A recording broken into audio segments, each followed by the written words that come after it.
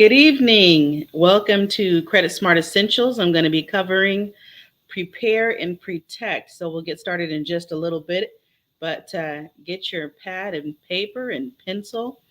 Send the share button to anybody that you might think that may need the information. We're going to be covering fraud, ways to avoid it, ways to look out for it, to make sure that you are protected. So we'll get started shortly. Thank you.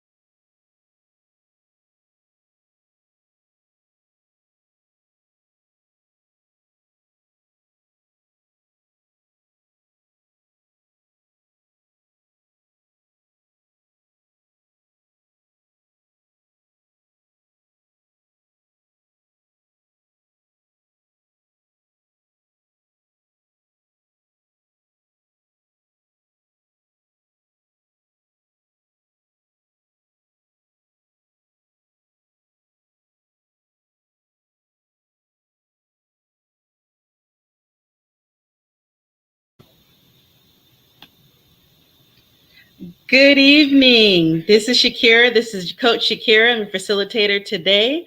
I'm a former risk manager, credit analyst, 25-year career banker. And I am also a consultant in the areas of banking and CRA. And I promote financial literacy and providing individuals with tools that they need to make informed decisions about their financial future and increase home ownership. I am excited today to give some information. I myself have been a victim of fraud, unfortunately, more than one time.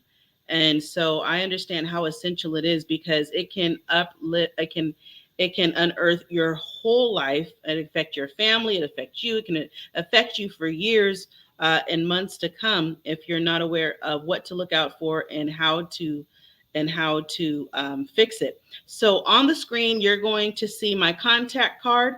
You can go ahead and screenshot that so that you know how to get back to me, so that you can sign up for workshops or newsletters or any upcoming information that we have. So we're going to go ahead and get started here. Just one moment and just some housekeeping. If you have any questions, please feel free in the comments to leave your questions. Even if you're watching this later, I'll be on, to be able to monitor the inbox. And so if you have questions, let me know. And if there's topics that you want to know about or something that you were impacted with, please let me know.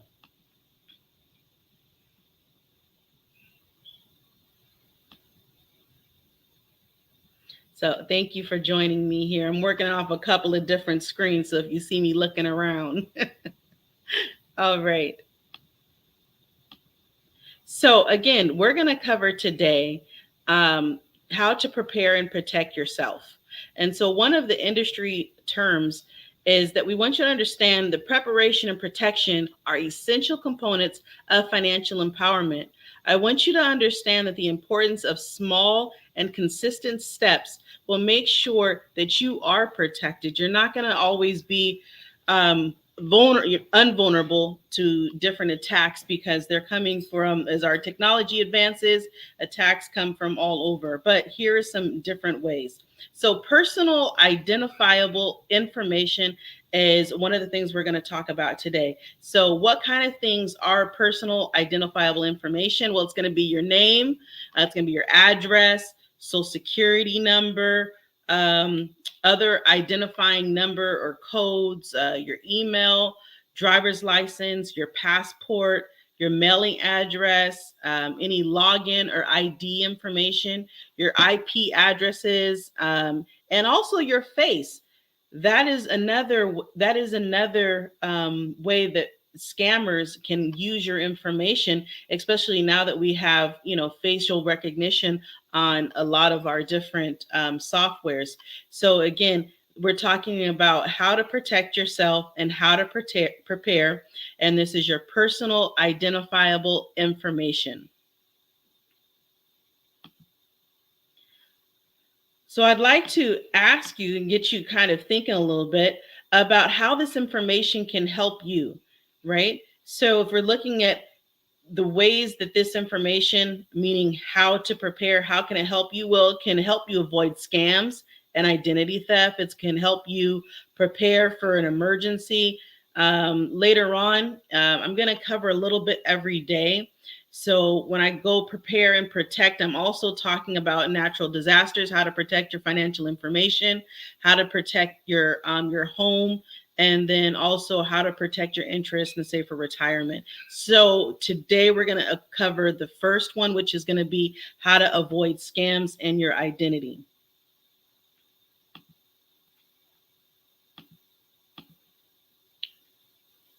So I'm going to give you a story, and we're not going to spend a lot of time today. We'll probably wrap up in about 10 minutes. So I'm going to read you a story, and I want you to think about this story. I'm going to tell you a story. And so this is your introduction. So I want you to be ready to think about how you can protect and personally your personal identifiable information.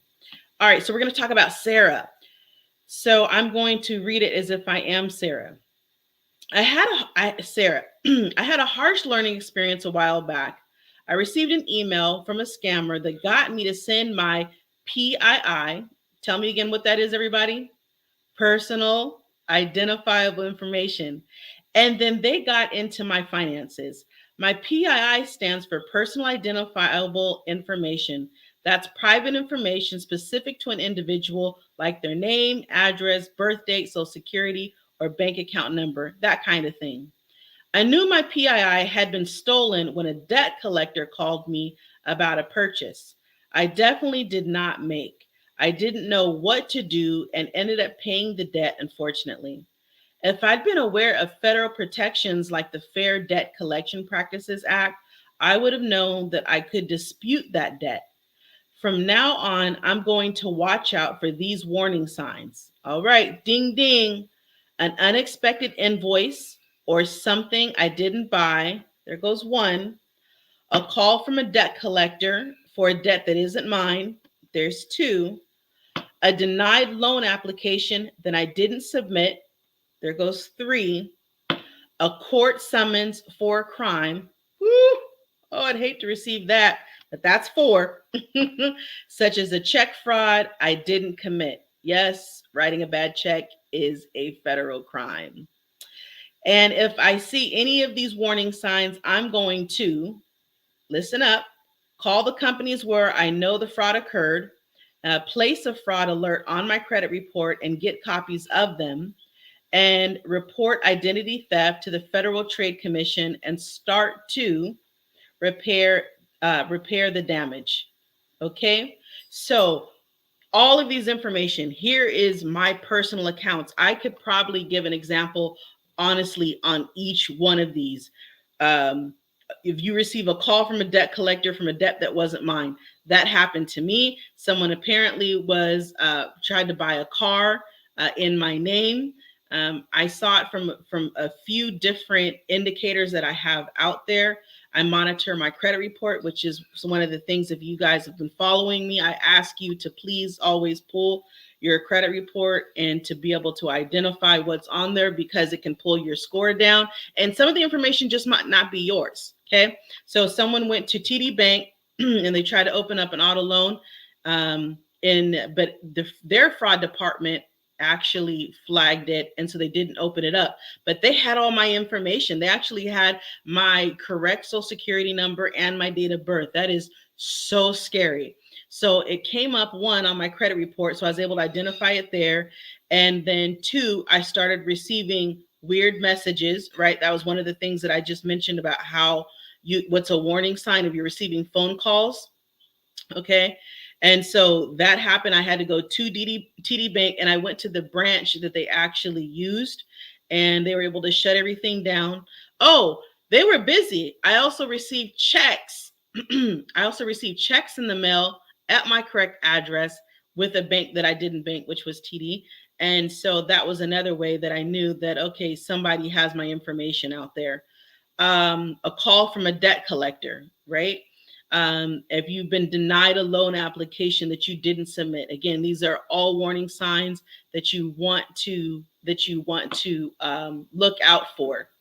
Also, they're getting very clever because they will also send you an email and saying, we have some information. It can be like a legit bank that you might actually bank with, but we need to verify some information. Let us see. I think I received one from PayPal that said that they were changing their records and they needed me to verify something. Well, that absolutely wasn't true. You go ahead and you call the creditor and you ask them and you talk to them, and don't verify anything, even if it's in your email. I know a lot of us work in corporate America and we receive fraud training about phishing, but they're actually doing this in your own accounts. You could even through social media, they could do it as well, and saying that they need to verify information. So how do you protect? So if you've ever noticed any of these same warning signs that Sarah did, you want to ask yourself, are they suspicious activity? Okay.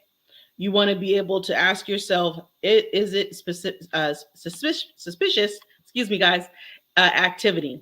So the warning signs, we already went over that. Invoice for something you didn't buy, a call from a debt collector, and hopefully not, but some type of court record or summons. So I'm going to stop sharing my screen right now, and I'm going to pull up right now. You guys should be able to see this one right here. I'm going to make this a lot larger for you. Okay. And I'm going to pull this up on my other side of my screen so I can read it with you. All right. So these are the financial pitfalls and common types of fraud. So how do you protect yourself from unsavory practices? Predatory lenders and scammers target people in vulnerable positions, and alternative financial services can be convenient but costly. So these are some of these items. So, all right, equity stripping. Equity stripping, and I'll give you the definition of these.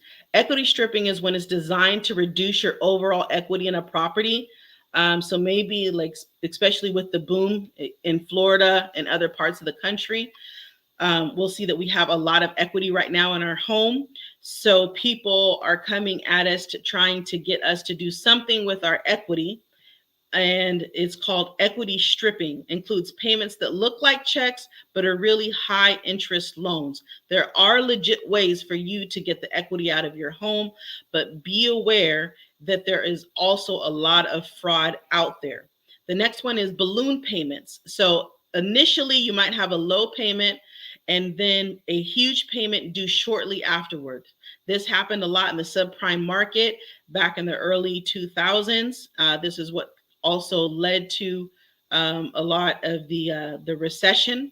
So balloon payments. And again, if you're writing these down and you have questions, you let me know. You can put them in the comments. I'll respond. You can message me. Loan packing. Loan packing is unnecessary fees and products to the loan with extra costs, right? So you think you're getting one thing and then they're tagging on this fee and this fee and that fee. That's an unsavory practice, and that is also predatory lending. Negative amortization, required payments that are too small to cover monthly charges, leading to increasing debts. So if you have credit card debt out there, people, and you're making minimum payments or you're making less than the payment, then you're going to see your interest that is going to increase. And so eventually you may not, it may be very difficult for you to be able to pay off that loan because of the negative amortization. So we want to be aware of that. Okay.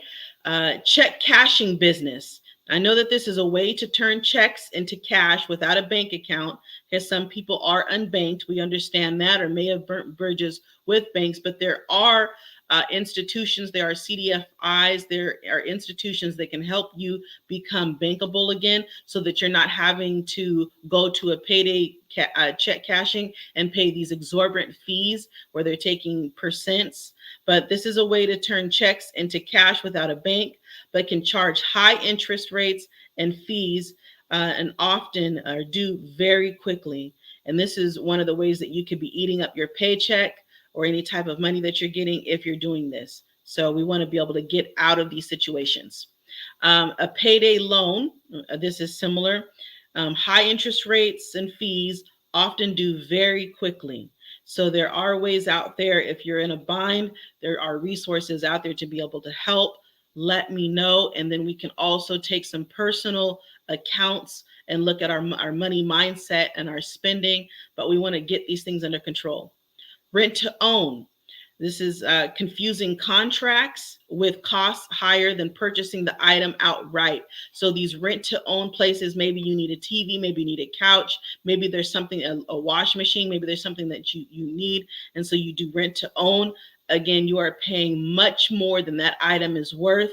If we go ahead and make a savings plan to buy that particular item, you and your finances will be much better off. I used to do this when I was younger, and it was really a wonderful day when I realized that I will never do one again. And I want you to have that same comfortability. The last one is loan churning.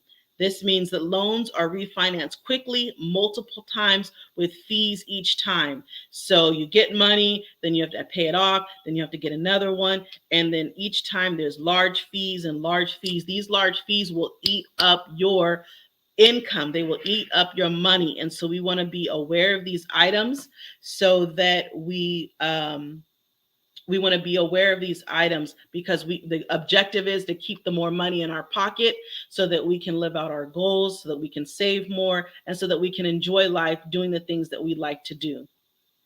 Yes, yes, yes, coach. Thank you. All right. So these are, let's see here. So right here, these are just the warning signs. This document right here that I pulled up for you guys. These are some of the warning signs, and I know I went over them, but this is what this course is about. So I'm hammering it in. And I think actually this might be my tomorrow slide. So I think I might be jumping the gun with you guys. No, we're good. We're good. I just wanted to make sure. Yeah, that is tomorrow's slide. Okay, so we're going to hop back. Oh, so you got a preview of tomorrow. Look at you. Look, there's a preview of tomorrow. This is going to be with fraud that's within loans. So that is tomorrow. Okay, so we're going to hop back in for today. So let's move forward.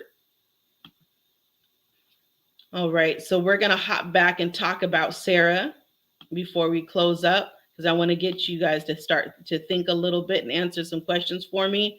So after she had her PII stolen, I had a lot to learn and do so I could regain my financial stability. So I went to a financial counselor. Ding, ding, ding, ding. They told me to contact the 3 big credit bureaus, freeze my credit. Since I did that online, it only took about an hour. So who are the 3? Equifax, TransUnion, and Experian.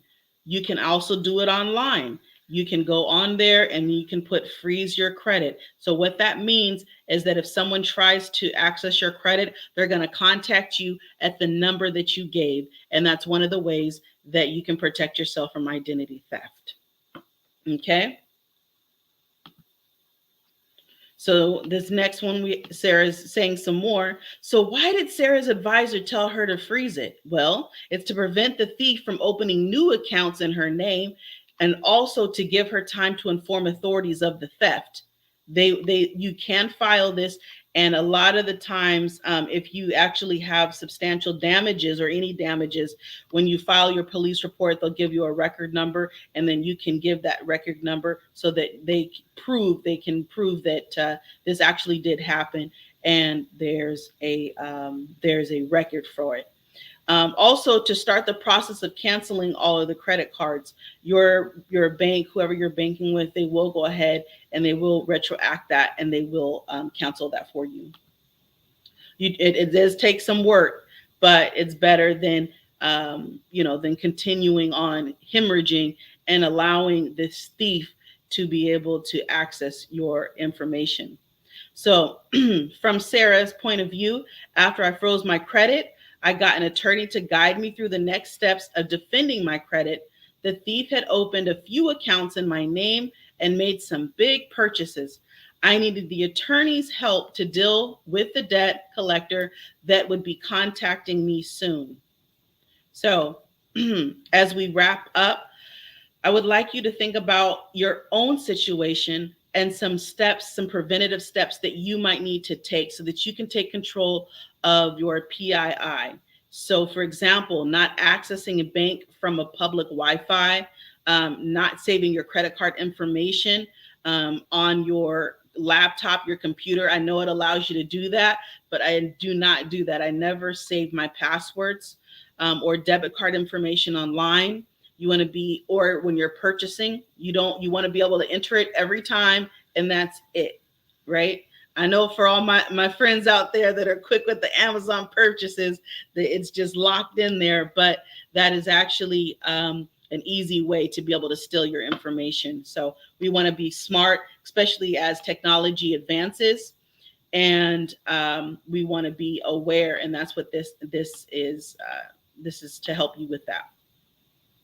So the other way that Sarah can prevent the identity theft, in addition to what we just mentioned, is with the debt collectors.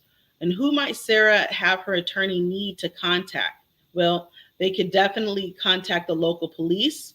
You can contact the IRS, and then you can also contact your state attorney.